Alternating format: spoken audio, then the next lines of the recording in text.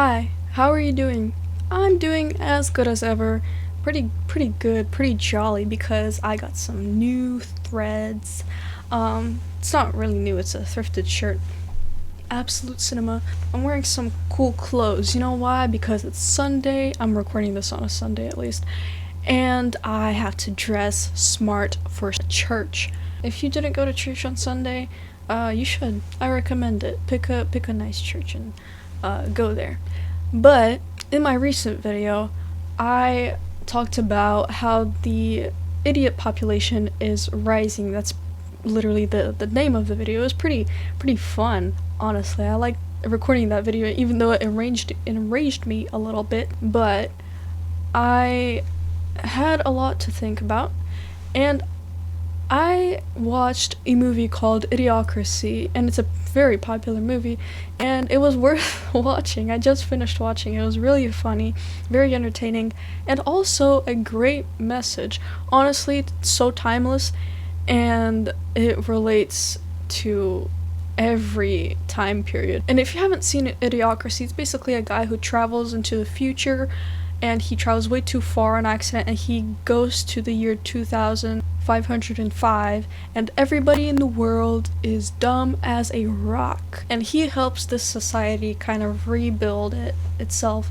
And it was very entertaining, and it shows that in every decade, in every time period, there were dumb people, and there always will be. There is a way to battle this disease called idiocracy. Not the movie, the disease. And I made 7 points on how to battle idiocracy. We will start with point number 1, pay attention. Pay attention in class. Pay attention to what your teachers are saying, your parents are saying, your grandparents are saying, but also be careful who you're listening to. You need to be able to tell the difference, of course, between dumb people and smart people, and there's plenty of other videos on YouTube. I'm not the smartest person, and you shouldn't get all of your advice from me. Get your advice from lots of sources, but pay attention to what these people are saying. And I'm also not perfect. I'm dealing with a lot of these issues too. I have a hard time paying attention, especially in the digital age when we have 5 screens all over our room. I sit on my bed right there and I watch videos on my phone. Sometimes I catch myself watching videos on my phone, and there's also a video playing on my computer, and then I realize how dumb I am becoming, how much I am degrading. I will sit there and not pay attention to whatever's going on in one video because there's a funny, short, easy to consume video on my phone. I get distracted easily, and so do a lot of people. It's a very common problem, and it's leading us down this path of idiocracy. By paying attention, we can focus on one thing at a time, that way actually sharpening our brain and becoming smarter. I don't know how else to explain it. Paying attention will really help you. Being able to construct in your head a train of thought that is logical is a very important thing, because that way you can actually build ideas in your mind. And by paying attention, you are teaching yourself to stay on that one track and not branch off into a billion things and then lose your track of thought. That way you can better yourself by focusing on one thing and paying attention. And this leads into point number 2, which is consume less ads. Get an ad blocker. I have one on my computer, and it's done wonders. I will tell you a little story.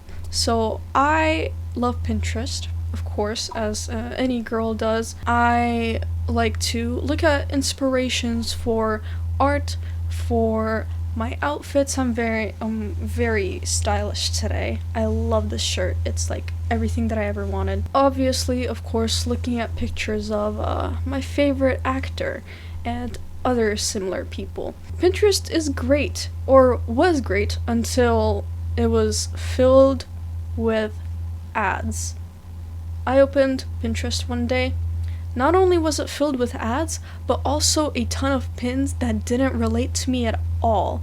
I already told you what I have. It's art inspiration, some jokes that I giggle at because they're relatable, outfits, and pictures of my favorite actors and movie directors. And by movie director, I mean Edgar Wright. But that day, it was filled with nail art, beach style dresses, golden jewelry. All my boards were still there, all my pins were still there, but my feed was completely different.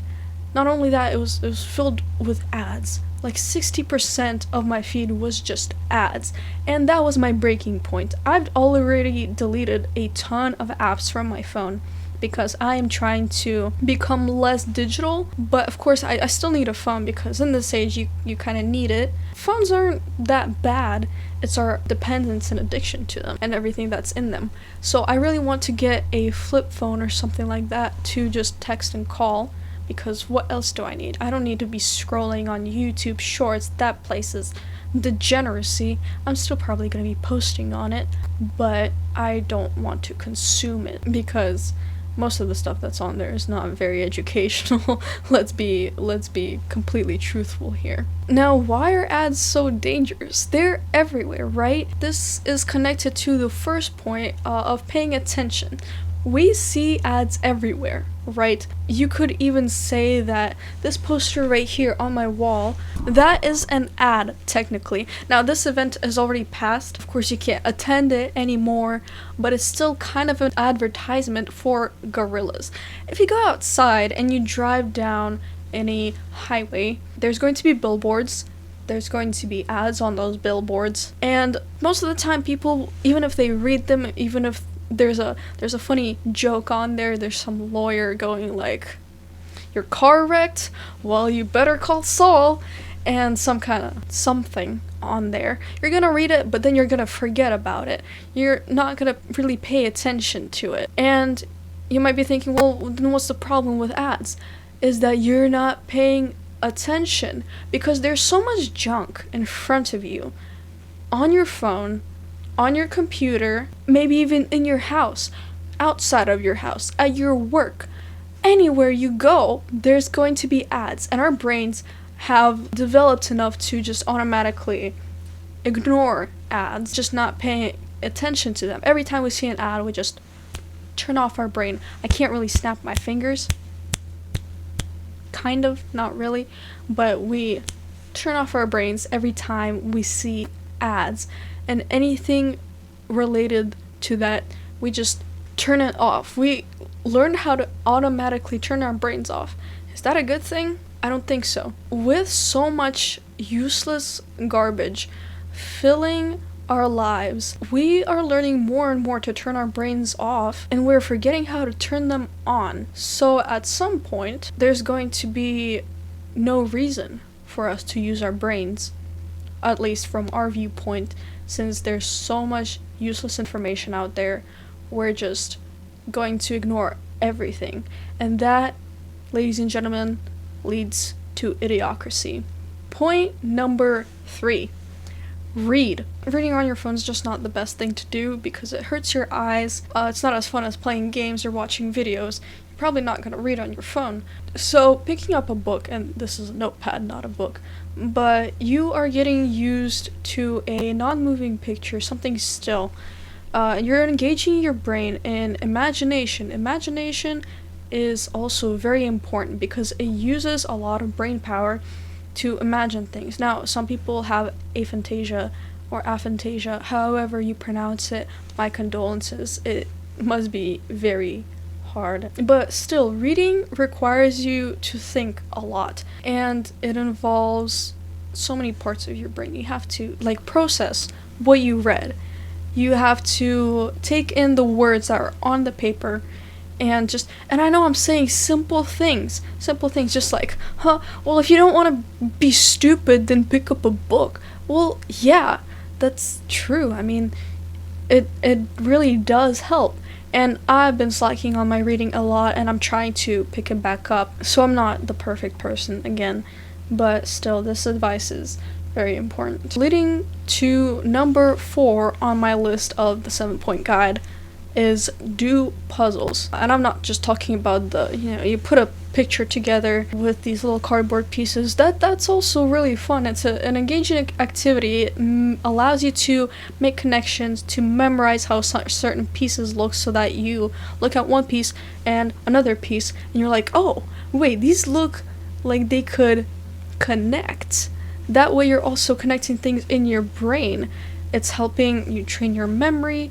It's just making connections is a very good skill to have. It is part of logical thinking. There's a game on the New York Times website that I played a lot at school when I'm bored. It's called Connections. I'm sure you've all heard of it. And it's really interesting because you have to connect 4 words. There's 16 words in total. There's 4 groups of 4 words, and they somehow relate to each other. And you have to figure out how these words relate to each other. And it makes you think a lot, engaging your brain, and it's also very fun. I'm trying to get rid of the games that don't help me get smarter, and getting more games that do help me. On my phone, I have Sudoku, also very fun. When I learn something in math, and of course sometimes I think, when am I ever gonna use this? But then I play Sudoku, and I'm seeing patterns. Pattern recognition is also very important, and you can see it in your math class, you can see it in Sudoku, you can see it while doing a puzzle. Pattern recognition helps you also make connections in your brain. And Sudoku really, really engages me. It also makes me have different sections in my head of like where these numbers go and where these numbers go, and how they all relate to each other and why, and how the placement of one number affects the placement of another number, and how it's all just intertwined together. It's a lot of thinking, requires a lot of brain power again, and it's really fun if you're used to it. Of course, if you're used to playing games that don't help your brain at all and only degrade it, it's probably not going to be fun for a while. But if you get into the habit of playing puzzle games, you'll find that they are very interesting, and not only interesting but also helpful. Point 5 on my 7-point guide is go outside. Touch grass, if you will. This is kind of also another point, but not only is going outside good for your health, unless you live in the city. Not to be a boomer, but we're so glued to our screens. Not only this generation, I'm noticing in a lot of every single generation that is alive currently. My parents, your grandparents, your little siblings, they're all glued to their screens, and that creates tunnel vision. I've noticed this a lot, especially when driving. This becomes a driving hazard sometimes because I'm so focused on what's ahead of me, I don't notice anything else, and that becomes a big problem when I'm driving. I know, women, right? Haha. But going outside, there's everything, there's a whole world all around you. You're not confined to a box, but your eyes, they're able to see so much more. Your peripheral vision, when you're looking at a screen, it kind of devolves, so you're not able to see so much, and you're focused on one tiny little square centimeter of space.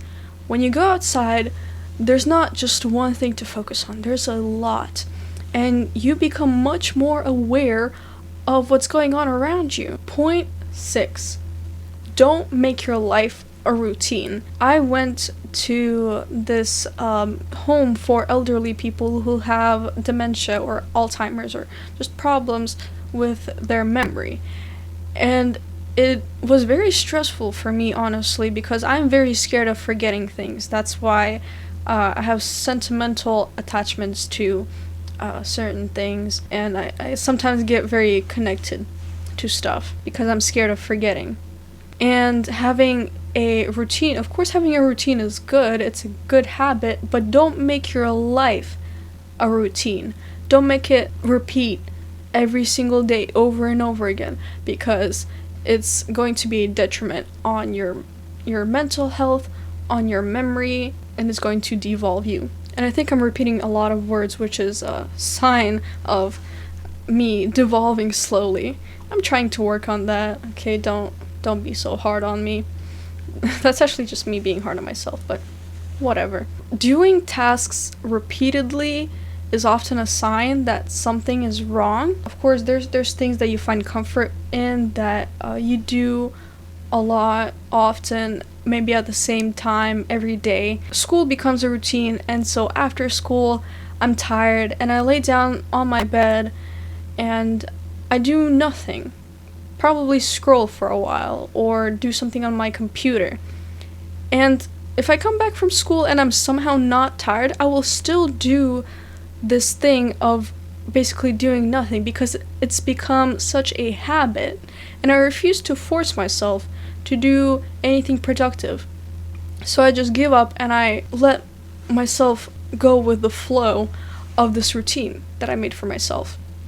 And if you don't have a good routine, if you don't have good habits, it's really going to degrade you. You have to force yourself to do something good for yourself and for others too, because your body won't let you do that sometimes voluntarily. And the last point is limit your choices. This might sound like communist propaganda because there was really not much you can choose from. Communism is kind of a thing where you don't have much choice, but with capitalism, you go to a store in America, like Walmart, you go down there's a whole aisle dedicated for just cereals. How many cereals do you need? First of all, they all taste the same, disgusting, and second, they're not healthy. None of them are. You have to search really hard for something that is good for you, because it's so easy to find something that is just good, as in it tastes good, or it feels good. It's like everywhere. Everything in the world is made to please you, almost, not completely everything, but products. They're trying to suck up to you. These big companies, they want your attention, they want you to like them because you feel good after using their products. Of course, I'm not talking about like genuinely good products that make you feel healthier and be actually genuinely healthier. Sometimes, you have to make a choice to do something that you don't want to do to improve yourself. And you should limit your choices to things that actually better yourself. There are so many things that you could use for any task that you think of. Cereals, for example, they're all filled to the brim with sugars and just tons of things that are nasty for your body. Cereals are just so bad. Maybe try limiting yourself to like oatmeal or just a healthy breakfast. Get rid of all these things that look appealing but are actually very nasty for you. Limit yourself to these good choices that are going to help you. Not only are they helping your body, but also your mind. You're training your mind to make the right choices. With social media, to you choose who you follow on social media. I should be one of these people because I'm giving you good advice. I think apps, your games that you're choosing, make sure they're not cheap money grabs that are filled with ads. Going back to point 2, don't get those. Get games that are good and interesting and fun and that you love and are going to play for a long time. I don't understand people have like 500 games on Steam and they never played like 300 of those games, or maybe even more. Why would you need so many games? First of all, you're wasting your money. And second of all, of course, you're becoming an idiot. And that was my 7-point guide on how to battle idiocracy. Again, the disease, not the movie. The movie is great. I think you should watch it. If these 7 points didn't help you, go to church, I guess. I'm sure God will. But with that being said, I hope you are on a path of teaching yourself, actually learning. It's never too late to learn. Tomorrow, you're gonna be upset that you didn't learn today.